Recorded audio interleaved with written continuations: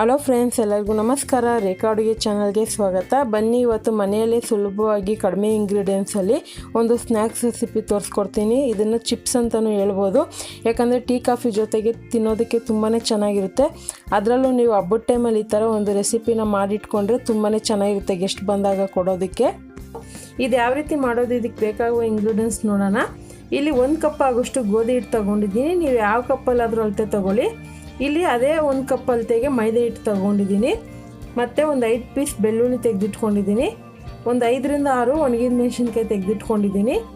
ಹಾಗೆ ಇಲ್ಲಿ 1/4 tea spoon ಓಂಕಾಳು, ಅರ್ಧ ಟೀ ಸ್ಪೂನ್ ಆಗೋಷ್ಟು ಜೀರಿಗೆ, 1 ಟೀ ಸ್ಪೂನ್ ಆಗೋಷ್ಟು ಬಿಳಿ ಎಳ್ಳು, ಸ್ವಲ್ಪ ಕರಿಬೇವಿನ ಸೊಪ್ಪನ್ನ ಚಿಕ್ಕದಾಗಿ ಕಟ್ ಮಾಡಿ ಇಟ್ಕೊಂಡಿದ್ದೀನಿ.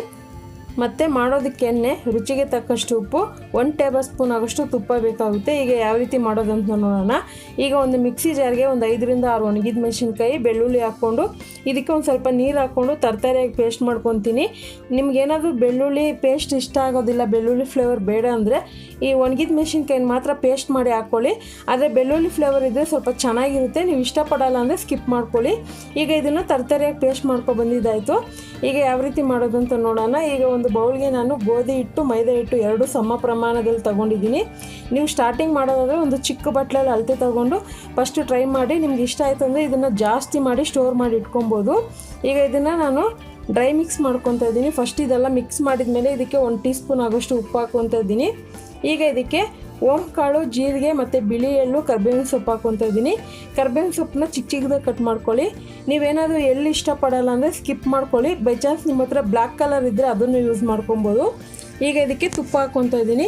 ಇದಕ್ಕೆ ತುಪ್ಪ ಹಾಕಿದ್ರೆ ಇನ್ನೂ ಟೇಸ್ಟ್ ಇರುತ್ತೆ. ಇನ್ನೂ ನಿಮಗೆ ಟೇಸ್ಟ್ ಜಾಸ್ತಿ ಬೇಕು ಮತ್ತು ಕ್ರಿಸ್ಪಿಯಾಗಿ ಬೇಕು ಅಂದರೆ ಬಟರ್ ಯೂಸ್ ಮಾಡ್ಕೊಳ್ಳಿ, ಅಂದರೆ ಬೆಣ್ಣೆ ಯೂಸ್ ಮಾಡ್ಕೊಳ್ಳಿ, ಇನ್ನೂ ಟೇಸ್ಟ್ ಚೆನ್ನಾಗಿರುತ್ತೆ. ತುಪ್ಪ ಬೆಣ್ಣೆ ಇಷ್ಟಪಡಲ್ಲ ಅನ್ನೋರು ಬೇಕಂದರೆ ನಾರ್ಮಲ್ ಎಣ್ಣೆನೇ ಹಾಕ್ಕೊಬೋದು. ಈಗ ರುಬ್ಬಿರೋಂಥ ಬೆಳ್ಳುಳ್ಳಿ ಮೆಣಸಿನ್ಕಾಯಿ ಪೇಸ್ಟ್ ಹಾಕ್ಕೊತಾ ಇದ್ದೀನಿ. ಇದೆಲ್ಲ ಹಾಕ್ಕೊಂಡು ಚೆನ್ನಾಗಿ ಮಿಕ್ಸ್ ಮಾಡ್ಕೊಳ್ಳೋಣ. ಇದೊಂದು ಸ್ವಲ್ಪ ಖಾರ ಮೈಲ್ಡಾಗಿ ಇರುತ್ತೆ. ನಿಮ್ಗೆ ಏನಾದರೂ ಖಾರ ಬೇಕಂದರೆ ಇನ್ನೊಂದು 2 ಒಣಗಿದ ಮೆಣಸಿನ್ಕಾಯಿ ಎಕ್ಸ್ಟ್ರಾ ಹಾಕ್ಕೊಳ್ಳಿ. ಮತ್ತು ಉಪ್ಪು ಒಂದು ಸರಿ ಚೆಕ್ ಮಾಡ್ಕೊಳ್ಳಿ. ಚೆಕ್ ಮಾಡ್ಕೊಂಡು ಇದನ್ನು ಸ್ವಲ್ಪನೇ ನೀರು ಹಾಕ್ಕೊಂಡು ನಾರ್ಮಲ್ ಚಪಾತಿ ಹಿಟ್ಟು ಯಾವ ರೀತಿ ಸಾಫ್ಟಾಗಿ ಕಲಿಸ್ಕೊತೀರೋ ಅದೇ ರೀತಿ ಕಲಿಸ್ಕೊಳ್ಳಿ. ಅಂದರೆ ತೀರಾ ಸಾಫ್ಟ್ ಇರಬಾರ್ದು, ಸ್ವಲ್ಪ ಗಟ್ಟಿಯಾಗೂ ಇರಬೇಕು, ಸಾಫ್ಟಾಗಿರಬೇಕು, ಆ ಥರ ಕಲಿಸ್ಕೊಳ್ಳಿ. ಕೊನೆಯಲ್ಲಿ ಒಂದು ಸ್ವಲ್ಪ ಎಣ್ಣೆ ಹಾಕಿ ಇದನ್ನು ಒಂದು 5 ನಿಮಿಷ ಬಿಡ್ತೀನಿ. ಒಂದು 5 ನಿಮಿಷ ಬಿಡೋಷ್ಟರಲ್ಲಿ ನೀವು ಎಣ್ಣೆ ಕಾಯಕ್ಕೆ ಇಟ್ಕೊಳ್ಳಿ. ಆವಾಗ ಎಣ್ಣೆ ಕೂಡ ಕಾದಿರುತ್ತೆ. ಇದನ್ನು ತುಂಬ ಹೊತ್ತು ನೆನೆಸ್ಬೇಕಂತೇನಿಲ್ಲ, ಒಂದು 5 ನಿಮಿಷ ಬಿಟ್ಟರೆ ಸಾಕು.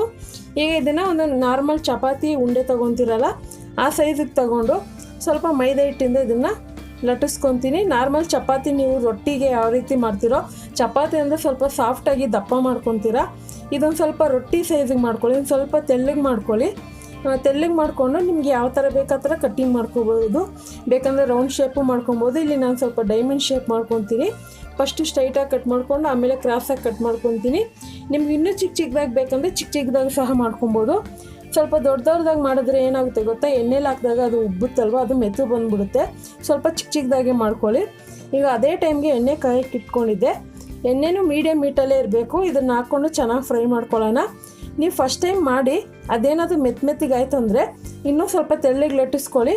ಮತ್ತು ಮಧ್ಯದಲ್ಲಿ ಸ್ಪೂನಿಂದ ಹೋಲ್ಸ್ ಮಾಡ್ಕೊಳ್ಳಿ. ಅಂದರೆ ಸ್ಪೂನ್ ಬರುತ್ತಲ್ವ, ಅದರಿಂದ ಹೋಲ್ಸ್ ಮಾಡ್ಕೊಂಡು ಆಮೇಲೆ ಎಣ್ಣೆಲಿ ಹಾಕಿದ್ರೆ ಅದು ಇನ್ನೂ ಕ್ರಿಸ್ಪಿಯಾಗಿ ಬರುತ್ತೆ. ಇದು ತುಂಬ ಹೊತ್ತು ತಗೊಳೋದಿಲ್ಲ ಬೇಯೋದಕ್ಕೆ. ಒಂದು 2ರಿಂದ 3 ನಿಮಿಷದೊಳಗೆ ಕಲರ್ ಬಂದ್ಬಿಡುತ್ತೆ. ಲೈಟ್ ಗೋಲ್ಡನ್ ಕಲರ್ ಬಂದಿದ ತಕ್ಷಣ ಎತ್ತಕ್ಕೋಗ್ಬೇಡಿ. ಇನ್ನು ಸ್ವಲ್ಪ ಡಾರ್ಕ್ ಕಲರ್ ಬರಲಿ. ನೀವು ಸ್ವಲ್ಪ ಲೈಟ್ ಗೋಲ್ಡನ್ ಕಲರ್ ಬಂದಾಗ ಎತ್ತಿದ ತಕ್ಷಣ ಅದೇನಾಗುತ್ತೆ ಅಂದರೆ ಮೆತ್ತಗಾಗುತ್ತೆ, ಕ್ರಿಸ್ಪಿಯಾಗಿ ಬರೋಲ್ಲ. ನಾರ್ಮಲ್ ಡಾರ್ಕ್ ಗೋಲ್ಡನ್ ಕಲರ್ ಬಂದು ಈ ಥರ ಸೌಟಿಂದ ಎತ್ತಿದಾಗ ನಿಮಗೆ ಶಬ್ದ ಬರಬೇಕು. ಆವಾಗ ಕ್ಲಿಯರಾಗಿ ಕ್ರಿಸ್ಪಿಯಾಗಿ ಬರುತ್ತೆ. ಇದನ್ನು ಒಂದು ಟಿಶ್ಯೂ ಪೇಪರ್ ಹಾಕಿರೋಂಥ ಪ್ಲೇಟಿಗೆ ಹಾಕ್ಕೊತೀನಿ. ಆಯಿಲೆಲ್ಲ ಅಬ್ಸರ್ವ್ ಮಾಡ್ಕೊಳ್ಳುತ್ತೆ. ಇದನ್ನು ನೀವು ಮಾಡಿಬಿಟ್ಟು ಪೂರ್ತಿ ತಣ್ಣಗಾದ ಮೇಲೆ ಒಂದು ಪ್ಲಾಸ್ಟಿಕ್ ಬಾಕ್ಸು ಅಥವಾ ಸ್ಟೀಲಿನ ಬಾಕ್ಸಲ್ಲಿ ಹಾಕಿಟ್ಕೊಂಡ್ರೆ ನಿಮ್ಗೆ ಯಾವಾಗ ಬೇಕೋ ಟೀ ಕಾಫಿ ಜೊತೆಗೆ ಸ್ನ್ಯಾಕ್ಸ್ ಆಗಿ ತಿನ್ಬೋದು. ನೋಡ್ತಾ ಇರ್ಬೋದು ಎಷ್ಟು ಕ್ರಿಸ್ಪಿಯಾಗಿದೆ ಅಂತ. ಹಾಗಾದರೆ ಖಂಡಿತ ಇವತ್ತು ತೋರಿಸಿರುವಂಥ ಈ ಸ್ನ್ಯಾಕ್ಸ್ ರೆಸಿಪಿ ನಿಮಗೆಲ್ಲ ಇಷ್ಟ ಆದರೆ ನೀವು ಮನೇಲಿ ಟ್ರೈ ಮಾಡಿ ನೋಡಿ ಯಾವ ರೀತಿ ಇತ್ತು ಅಂತ ಕಮೆಂಟ್ ಮಾಡಿ.